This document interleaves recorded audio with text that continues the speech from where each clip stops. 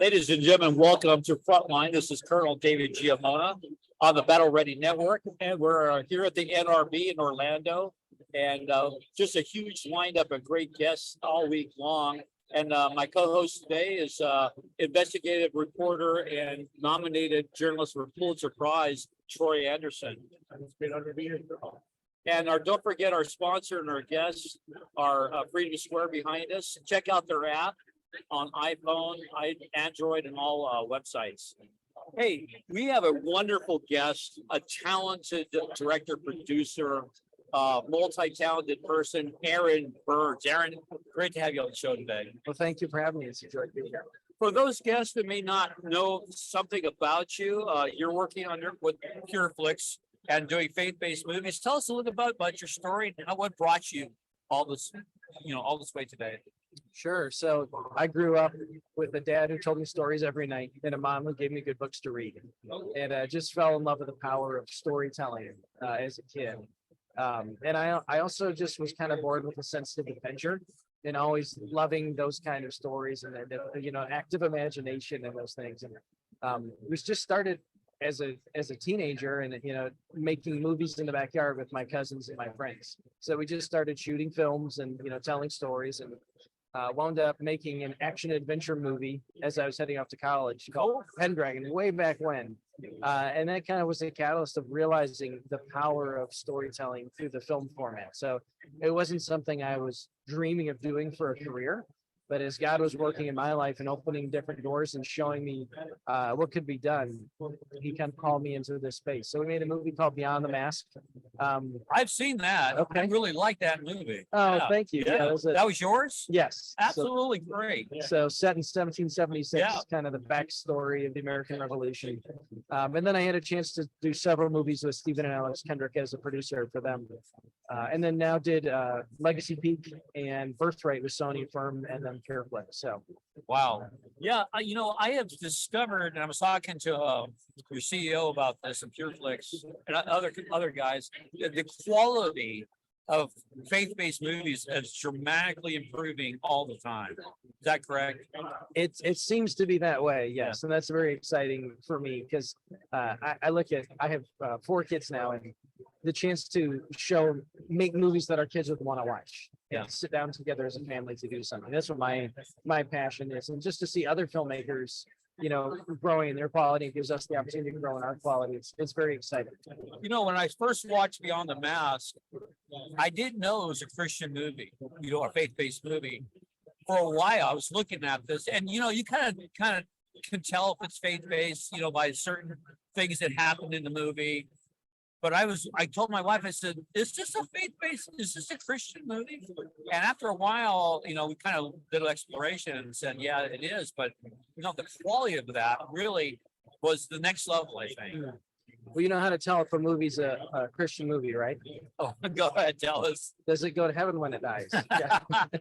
Or is it faith-based? Is it like turkey-based? Like you work faith on it? So, well, Kevin Sorbo took me to task on that last month, and he's written wrote the book, the movie, The Rise of the Antichrist. He was producing it, and I mentioned faith-based, and I thought, no, I'm not going to mention that anymore because he took me to task. So with Birthright Outlaw, the one that we just finished, one of my goals for the film is to have the faith be authentic through the character. So it's a story about a Christian family that goes on this adventure and has all these things happen to them that kind of comes out of who they are. Yeah. Rather than being a message that's pasted on top of it, is something that comes out of the characters. I feel like that's something that can just up the level of storytelling as we pursue telling stories in that format. Of course, we start with a theme that we're wanting to explore. The deeper you can work that theme into your characters, the more timeless I feel like the stories can become. Well, ladies and gentlemen, everybody out there, I just saw the promo for that just a few minutes ago, and it's a great Western. We're going to talk about that in a moment, but it's coming out when? October 6th. October 6th. You got to check this out. Troy, what do you say? Yeah, Aaron, when I was little, I was watching cowboy movies and World War II movies with my dad. Yes, that's right. Like the awesome thing. What inspired you to make a Western movie? Yeah, growing up watching movies with my dad as well. I'm just thinking of those westerns, Magnificent Seven or some of those other big, epic stories, the John Wayne movies and things. So, and I feel like for me, I feel a calling. We have 4 words that I was mentioning earlier: timeless, faith, family, adventure.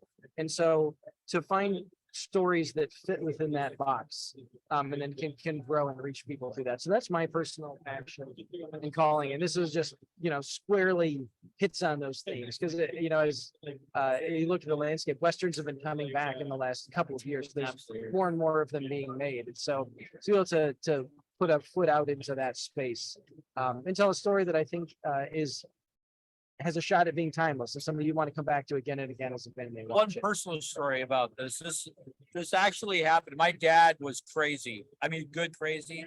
He went onto the set where John Wayne was making the movie Man Who Shot Liberty Valance with Jimmy Stewart, one of the classics. He actually snuck in and watched them shooting the movie, and John Wayne walked right by him and gave him a smile. And it was one of those things where you can't replace that kind of story. John Wayne, Jimmy Stewart, yes, Lee Marvin, and all these great people. But we, Troy and I, we grew up with those kinds of movies.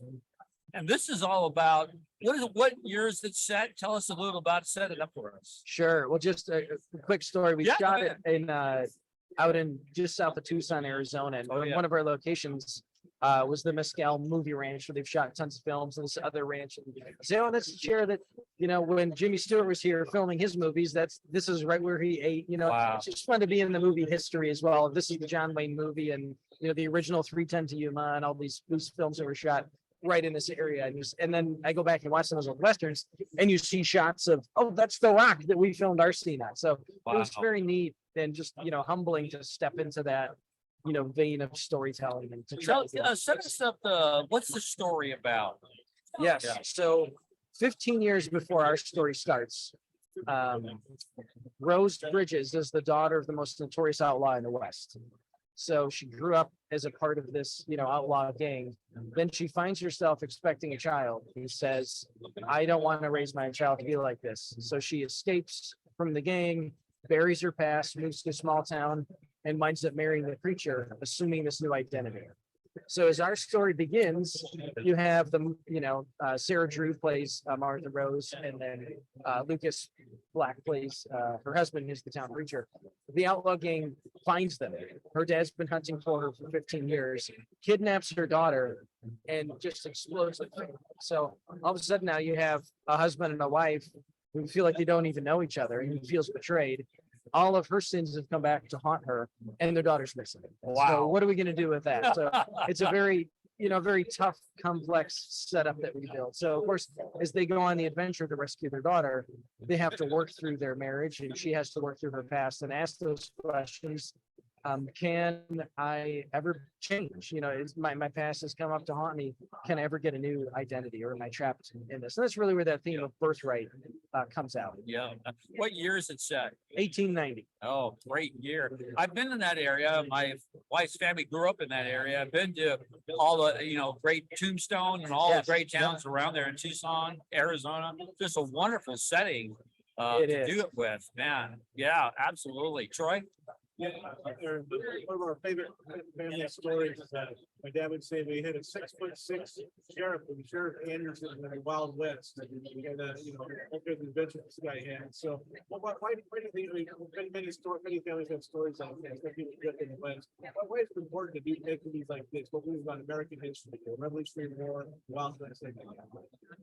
Yeah, I think something that I love about our American heritage is that sense of duty and the sense of adventure, and that I guess the pioneering spirit, right, that you see kind of in these Western films, and just the grit, as it was, as it's called, it to survive out there. And so in this movie, you get to see Lucas Black, who's playing Reverend Jeremiah, man up and step into. He's a preacher, right? So he's always been telling people, this is how it's supposed to be. This is what you're supposed to do.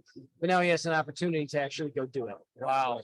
So there's a very sweet scene at the beginning of the film where he's explaining to his daughter, who's just coming of age, what a marriage means and how we stick together no matter what, and how God has designed marriage to be. But then now he has an opportunity to practice what he preaches in loving his wife with his covenant love, and then strapping on a gun and going after the bad guys. So that sense of as we were saying, grit and courage and doing the right thing and relying on God's help and strength to do it is woven into the story. I got so many questions, and our time is just really burning fast. But let's talk about this one thing. In some or most of faith-based movies, you have always a happy ending or a great ending or something that really solidifies everything. Have you ever considered in the future making stuff that maybe is messy at the end? Watch Birthright Outlaw. Is it okay? I haven't seen the movie, but I kind of guessed that may be happening. Yes, there's still buttoning up to do after the story's over. I think you'll enjoy it because it's an interesting one. How do you deal with her past? She's a criminal. She's a known criminal, and then they're on the run from the law. So it left a lot of interesting threads still untied. So. Excellent. The other thing we had talked previously, you talk about guns in the movie. We've had a recent tragedy in the last year with a gun shot, director gun. One of the persons were killed, the other one was wounded, and we had a famous actor involved with all of that. And so safety, on the set. How did it affect you when you heard all that, and what did you do about it? Yes, it's an absolute tragedy, and also very very humbling when you think that as a director and producer, you're asking people to do certain actions, and in a way, it's on us as the production to make sure that they're equipped properly and trained. And from my perspective, it's not the actor's job, and from if you ask anyone in the industry, it's not the actor's job to worry about safety. It's the first AD's job and the stunt coordinator's job and all the way back to the production team to set those things up in place and have proper protocols. And so it's something with film is you're always very, very pressed for time. And you only have 21 days, 25 days to shoot a whole film. So time is your number one enemy, and to slow down and do things the right way and slow down and take safety seriously. Don't worry about it. I'm sure the gun's unloaded. Wow. So we have a whole series of protocols that you go through to ensure that safety happens. And it's the double check and the triple check. So typically when you have a firearm on set, it's made aware to everyone that if you have one, this is the gun we have. This is the kind of rounds that we have, and there's never a place for a live round on set.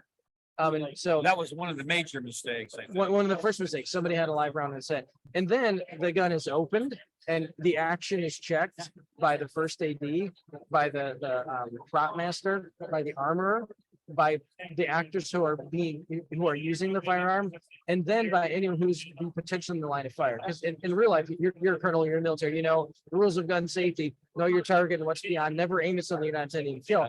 You can't use that rule in a movie because in a movie, I'm going to point a gun at you. Yes. So we have much more enhanced safety protocols. So anyway, all of those rules were broken on that production.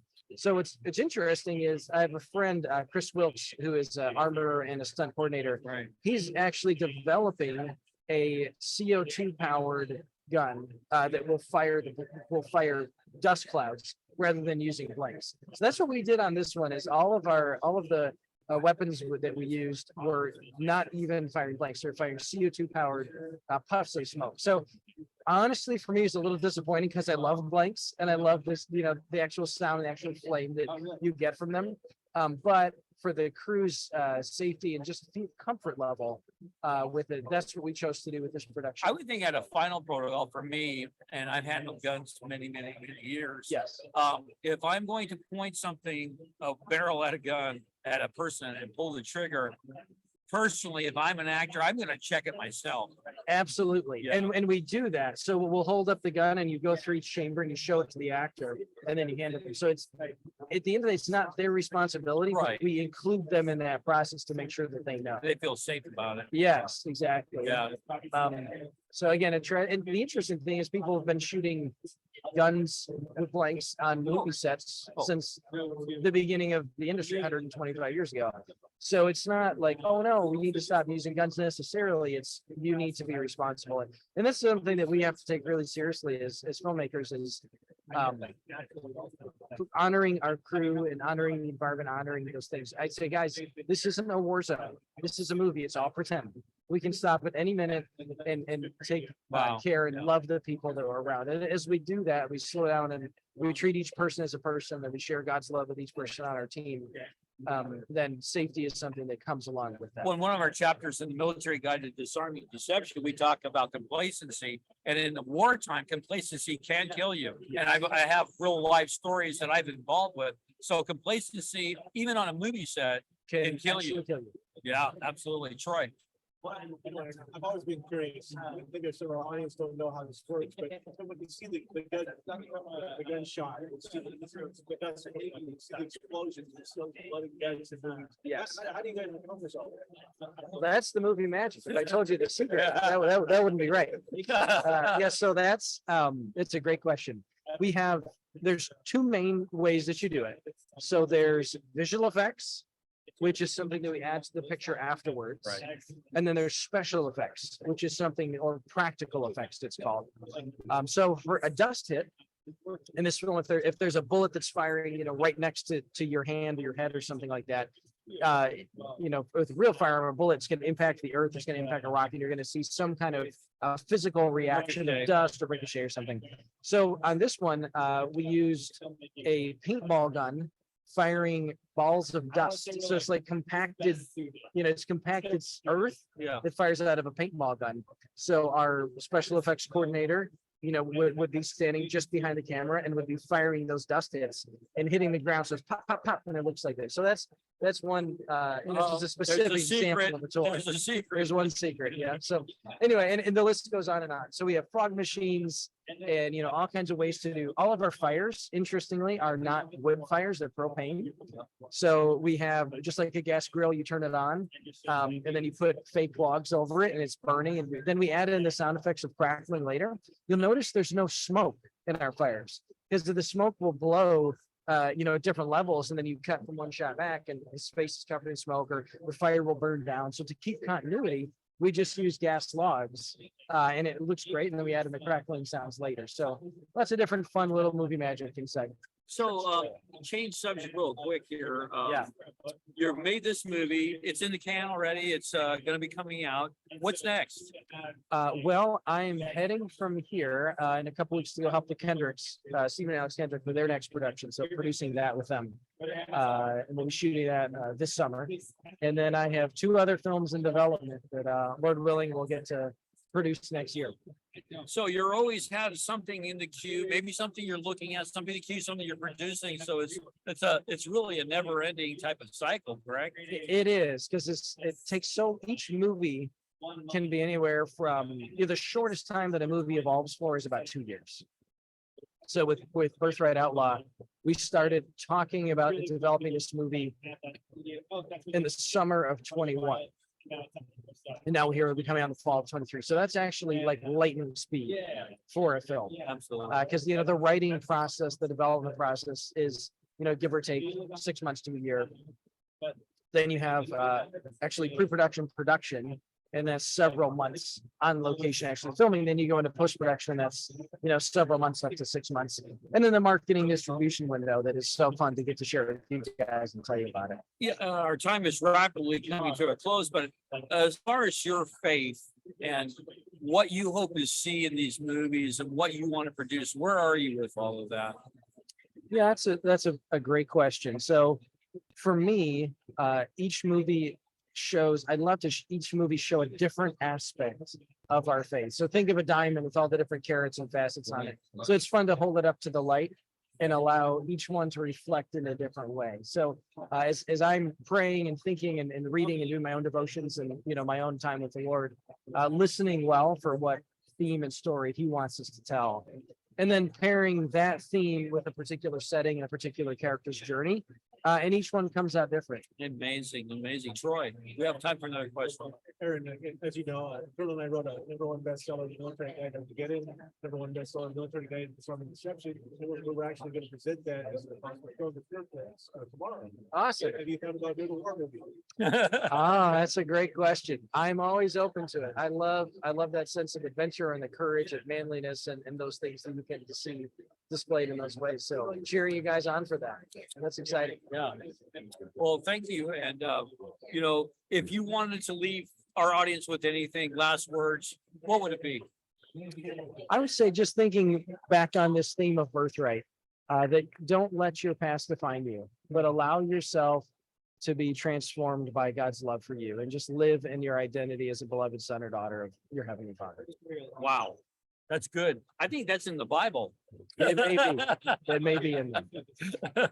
Well, ladies and gentlemen, thanks for coming, and stay tuned. We got more coming down the pike. But Aaron, thank you for being on the show. Your time, I know it's valuable, but we want to push these great movies out to the public, and we want you to go and see this movie.